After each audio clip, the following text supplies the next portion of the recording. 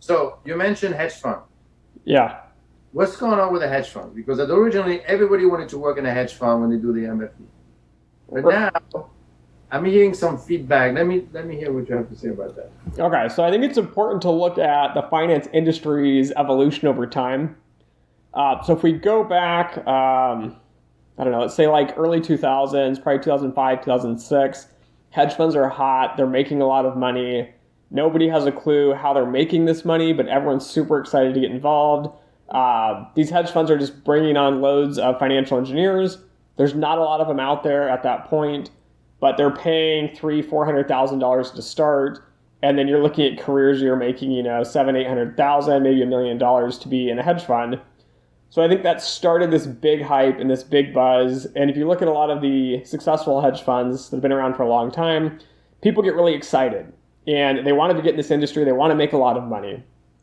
But as time's going on, I think they're starting to realize the funds that are kind of like that old traditional finance method, which is, that one guy and he's super smart and he's making all these decisions on his own and he's bringing these massive bonuses, it's dead. That's no longer a model anymore. And the reason being is that when you have quantitative finance, now I go in and say I have this really great idea and I want to trade on it, but I need to do it very quickly to compete in the algorithmic world and to prevent being taken advantage of from the algorithms, from other firms. So now it's like I need to program all this in like probably C++, C or C sharp, something like that. But I can't do that, right? I'm not an expert in programming, so now you got to bring on a computer scientist. And then you start getting into like, well, the math's getting really complicated. So now you got to bring on a mathematician or a quant to do that. And so by the time the whole day's over and you're making money in quantitative finance, you realize you had a team of at least 10, 15 people. And so now when bonuses are coming out and now when profitability is changing, it gets divvied between everybody. So now it's a team sport instead of the olden days where it used to be an individual sport. And the traders were like these gods that just made tons of money.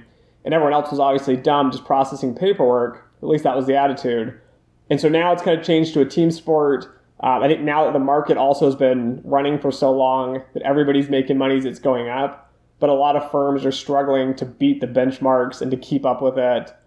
And so I think now the hedge fund world's kind of shrinking back where you see a lot of firms. I think AQR Capital recently mentioned I think 10% layoffs across the board.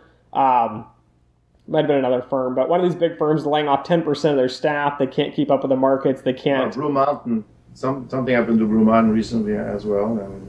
Yeah. And so I think that's kind of the change here is that the paradigm is shifting to now it's a team sport. You got to split the earnings evenly. And I think a lot of young guys now are looking at the excitement of the data and the data science.